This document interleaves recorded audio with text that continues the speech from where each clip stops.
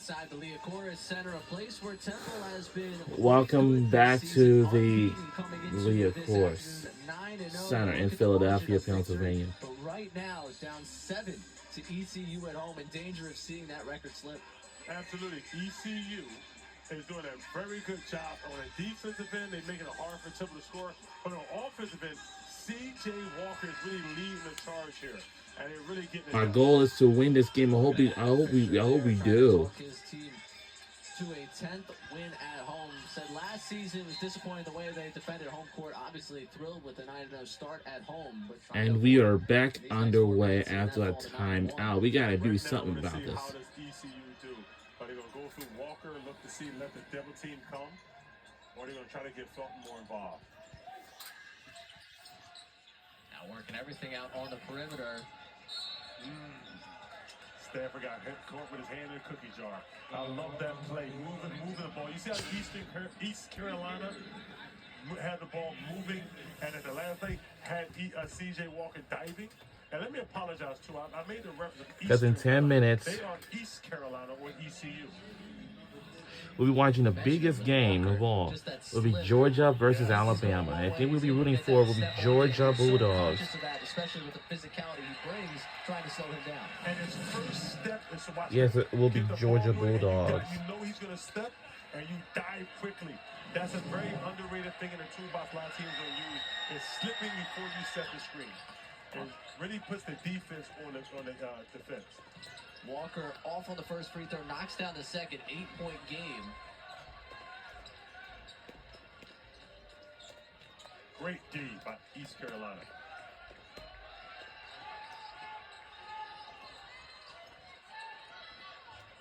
Ashburn trying to go to work, right into the double, kick in the corner, settle for 3. And gets to go. We're catching up. But we still got a little work to do now. First 2 buckets. We got to do something here right now. The deficit down to 5.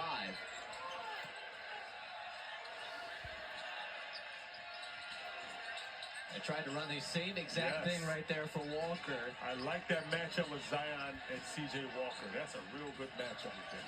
Hayes trying to go downhill, kicking Riley. 3 on the shot clock. Riley back to Hayes. Needs to hoist this one just before the buzzer.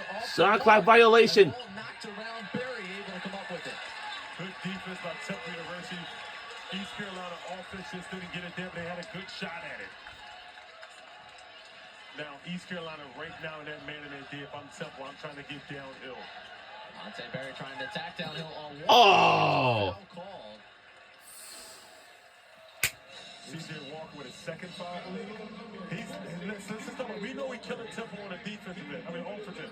But on the defensive end, he can guard the bigs. He can guard the guards. He's so quick. I know he got caught with a foul there, but I still like his ability to defend.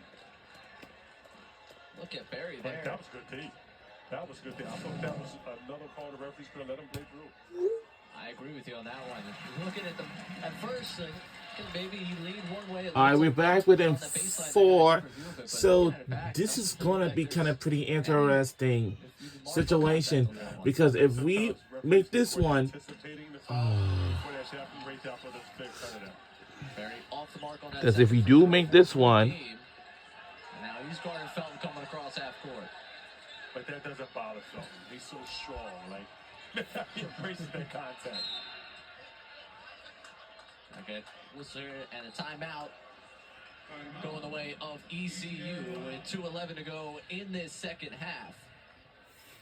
And one of the big things we've seen in this game has been the Jordan Riley ability to get above the rim. Making his return to the Liacouras Center, and he's announced his presence in a number of ways. He really has. He's hit some open shots, but the best thing about him is this right here. He is known to be a rim shaker, a rim dunk, a rim breaker, and he's doing that tonight. He hasn't broken tonight, but he's shaking it a few times. 11 for him in this game, 5 of 7 from the field. And if that's not enough for you, how about 5 boards and 4 assists to go along with it? Very balanced attack. Very balanced, and his presence. He's knocking guys around, he's throwing his body, he's playing good defense, and his ability to get in the passing lane is very important. Also leads this conference in steals, and this game has. We need to win the game, that's all. Averaging almost 3 steals a game. just so much of what they do defensively, that pressure, it all stems back to what he's able to give them. Yeah, and if I'm not mistaken, Coach Short says one of his criteria for recruits is you got to bench press 225 15 times. So he fits right into the system. The ball going in here to Hayes, midway through this shot clock. It finds its way back to Riley. Riley with the freshman on him, driving on Tobias and spinning around, trying to rise for one, and a foul call. What? That hand just outstretched, able to get the forearm of Riley and send God. Riley to the line. Let me tell you, they called a foul there. She got to give credit to Riley. Look how he played off 2 feet. So, yes, he got contact. Because in the next 6 minutes away, we'll be watching the big game. We'll be watching the big game. Will be Georgia versus Alabama. Played in 33 games for Temple a season ago, made 29 starts. And 2 double-doubles, back-to-back double-doubles, the quarterfinals and semifinals of that crazy run Temple made through the American tournament last year. I'm looking to get Zion Stanford or Mashburn getting downhill. Mashburn with the basketball, driving down the right side, trying to pull. And gets a go and a foul plus. We got to make it for one more. Right on the money. Make this East Carolina defense work. Make them play defense without fouling. That it was a problem early on in the season, and it's coming back to haunt them. Mashburn splitting that help. Bad defense by C.J. Walker. You got to make a decision. I'm helping or I'm not helping, but I can't get caught in between in no man's land. 3 on Walker now as Mashburn off Oh. free throw. And whistle here, they're saying they had a lane violation, or they get Lane violation. So Walker called for the lane violation, and not exactly what you want to do. Give a guy who shoots 79% from the free throw line a second chance. And Felton's trying to get an explanation what happened there. And What wait now? here, Oh. because for a second, the clock had changed. They blew the whistle before Mashburn took the free throw. What is going on? The clock had gone to 0.0, and people, don't worry. There's still plenty of time left in this one. They were not ending the game right there. They were trying to adjust, what I believe was the shot clock there. And What is going on with who's controlling the shot clock? Absolutely. But I'll tell you this, since the adjustment of Zion Stanford guarding CJ, he's been pretty quiet. I like that matchup. 2 strong guards able to guard each other. I call CJ Walker guard because he's so versatile. Take a look there at Mike Schwartz talking things over. 3 straight victories for this ECU team in conference. It's the second time in their history they've done that in the American. And we are back within 3. So that means this might be interesting, but here's just makes it a 3-point game. There's no time like the present. This is can be pretty good situation because if we make this, if we tie the game, that means we're all tied and see who's going to win the game. To Walker. Now off the screen, the roll, the pass down low, tipped out of bounds. And it's out of bounds. It's going to be our ball. And Temple getting the basketball. See the difference there? Our crowd, our crowd is going to be going crazy and nuts. It was a step late, and C.J. Walker's catching it and dunking the ball with ease. Now you're looking at the replay of Walker receiving that basketball. It does look like it goes out on his right hand. The officials have...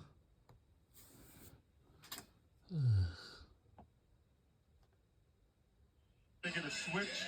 They get Mashburn getting downhill with his right hand. And he's not the only option. Berry has been wonderful too. Calling review. The call on the floor stands. Temple basketball.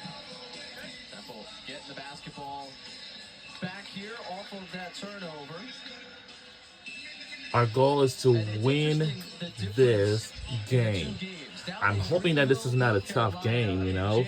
Temple controlled a lot of that game. ECU worked their way back, tied it up, and then ends up taking up the lead late and really executed better than Temple in the late game. Throughout this entire game, it's been the Pirates holding the lead, and now Temple trying to be that team that comes from behind at home. Absolutely. He's doing a good job of doing that. I'll be real surprised if Coach Schwartz doesn't switch it up a quick second and go back to zone, but it's not like he's gonna play man. I mean, throw him off after that little break and make him do something different. Cole stood there. Temple getting the basketball back, trailing by 3. Ball Mashburn, 26 in the game, fresh off the 34-point career high. 3 for the tie. And gets the goal, and we're tying it up. I knew we can. We do. And the timeout by ours. Team now. We tie it up. And that's a prime example of players trusting. Oh, boy. Mashburn made the pass to the open settle, and he knocked out his third 3 of the second half. And you could see the way Mashburn felt that was going in as it left the hands of Steve Settle, moving up the floor, fired up. All of our crowds is going to be loud and crazy. Getting to the foul line, he said, "I gotta commit," and Settle came through big. And that's really the result of what you saw. All of our crowds is going to be going loud and crazy. Now has to feel like he steps over, and of course something you love talking about Steve Settle, the versatility. Having a guy like that that can step out, knock down that 3 is just tremendous. Coach Fisher did a wonderful job of putting Settle in position to be successful, and it's up to the player to step up and make that play, and he made the play. But now, Temple's leading scorer, Mashburn, having a confidence and ability to make that pass. 76 all. Last time we tied up 0-0. Temple yet to lead in this game and brought it back to a tie with 1:04 to go in this second half.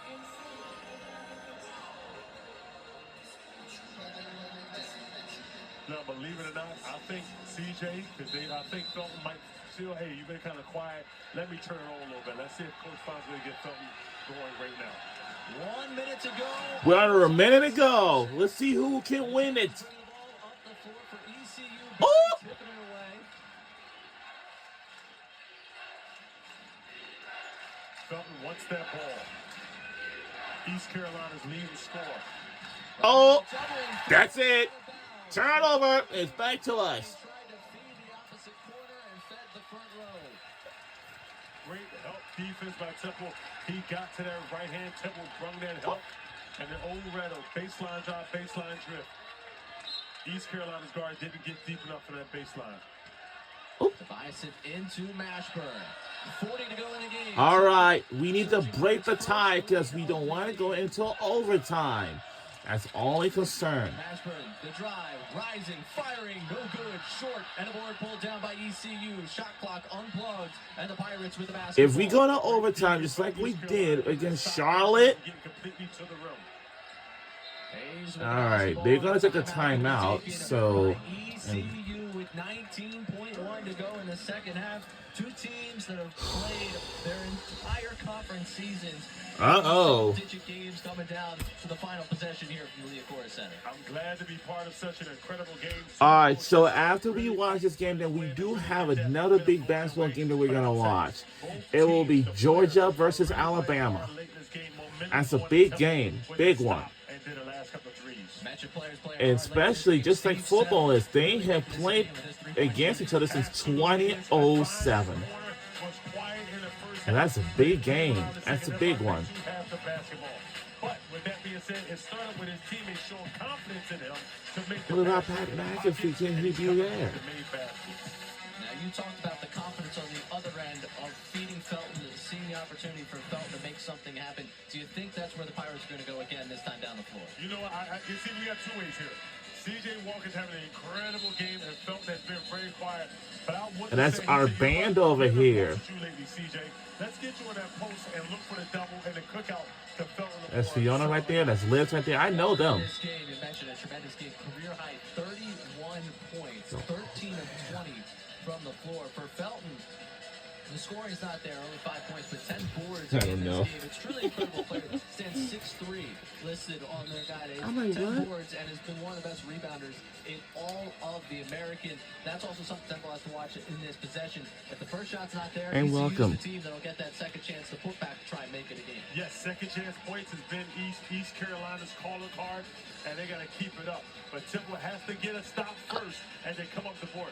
My little brother, Kobe Bryant, used to say, there's no good defense unless you come up with that board. I don't care how great you play, if they come up with that offense rebound, it doesn't count. ECU trying to find some good offense here. Tied at 76. Felton, the inbounder, guarded by Barry, going into Hayes. Oh boy. And Hayes dribbling it to that Temple team. Crowd rising to its I don't know what they're feet. doing, but if he does, 7 to go. what the? What did it do? Trying to get to Felton. Get to the do. Get to the do.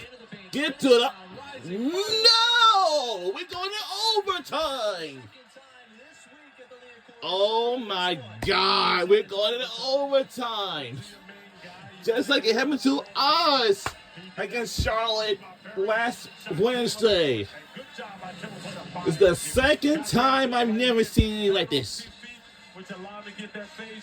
Oh boy. We're going overtime. Felton just off back iron there. 76 on. I mentioned Oh second time this boy. week. Overtime here at the Lincoln Center. If it's anything like Wednesday night, buckle in. We're going to be here for quite a while. It was double overtime against Charlotte the other night. 90-89 victory in a game that the two teams found no separation throughout the second half. And again, first overtime period. Give credit to Temple Owls for fighting back late in this game. And guess what? This whole game. Our men's basketball team is not going to overtime. Our Temple Owls men's basketball team is not going to overtime. They are. A lot of free basketball here. at the Lincoln Center. 76-76. Two overtimes against Charlotte, and now the overtime Well, here against we don't know who's going to win in overtime. teams against teams from North Carolina.